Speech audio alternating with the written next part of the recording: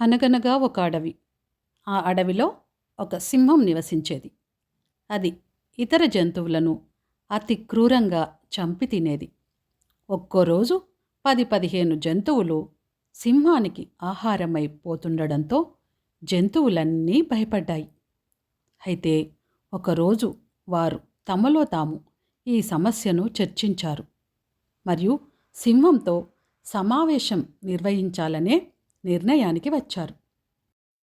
ఇలా ఒకే రోజు ఆహారం అయ్యే కన్నా ఒక్కో రోజు ఒక జంతువు సింహానికి ఆహారంగా కావడం ఉత్తమం అని నిర్ణయించుకున్నాయి.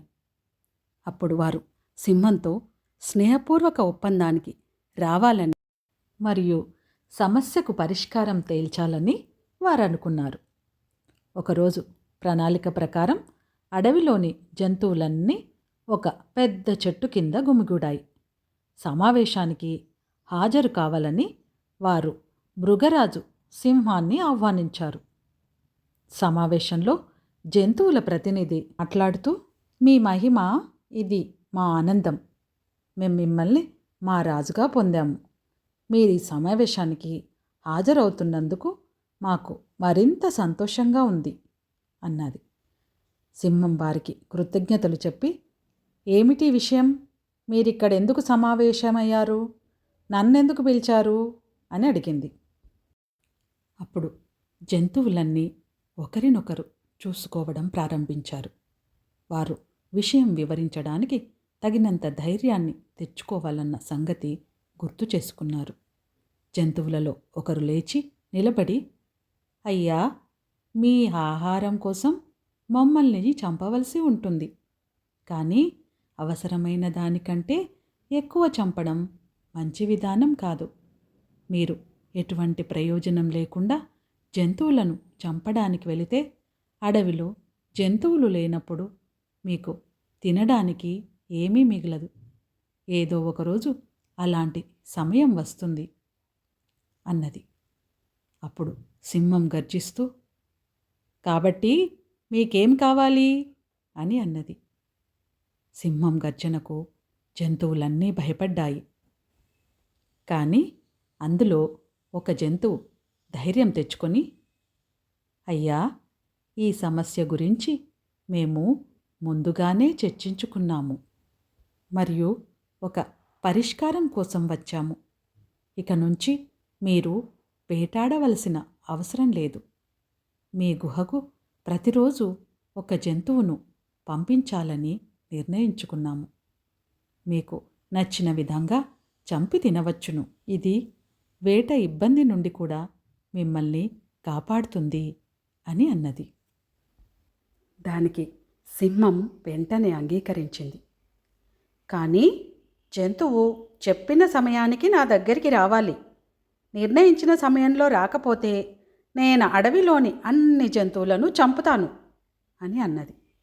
అప్పుడు వెంటనే జంతువులు కూడా ఈ ప్రతిపాదనకు అంగీకరించాయి. ఆ రోజు నుండి ప్రతిరోజు ఒక జంతువు తన ఆహారంగా మారడానికి సింహం దగ్గరికి పంపబడుతుంది.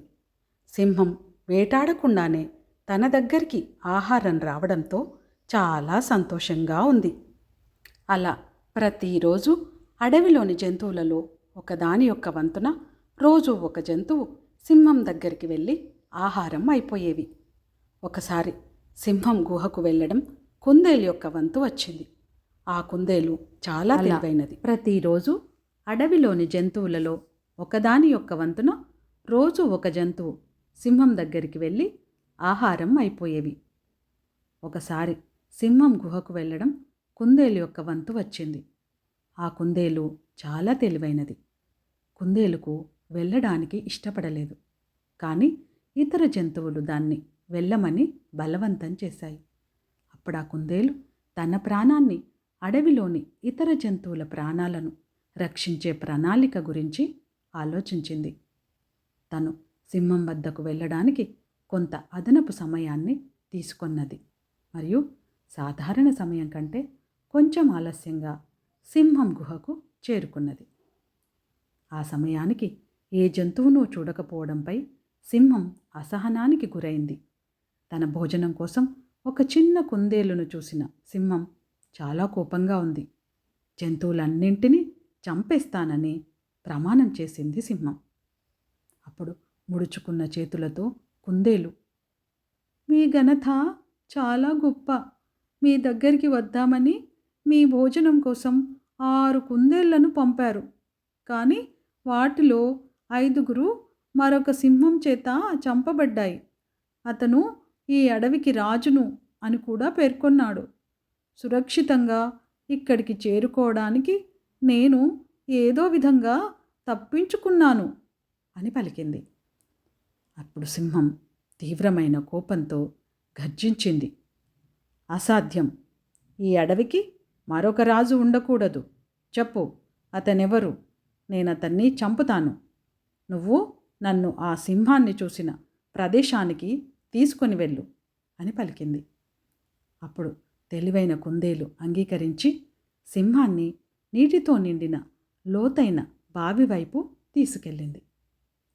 వారు ఆ బావి దగ్గరకు చేరుకున్నప్పుడు కుందేలు ఇలా అన్నది, ఇది ఆ సింహం నివసించే ప్రదేశం. అది లోపల దాక్కున్నది అని అన్నది.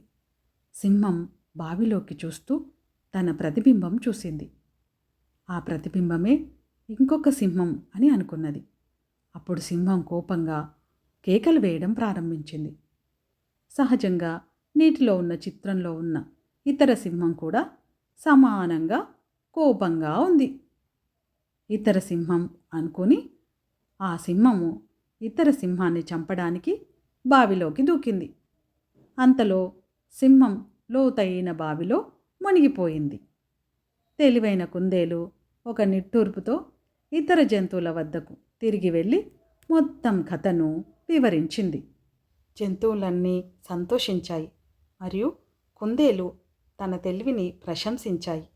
ఆ విధంగా సంతోషకరమైన కుందేలు అన్ని జంతువులను గర్వించదగిన సింహం నుండి కాపాడింది మరియు వారందరూ ఆ తర్వాత సంతోషంగా జీవించారు.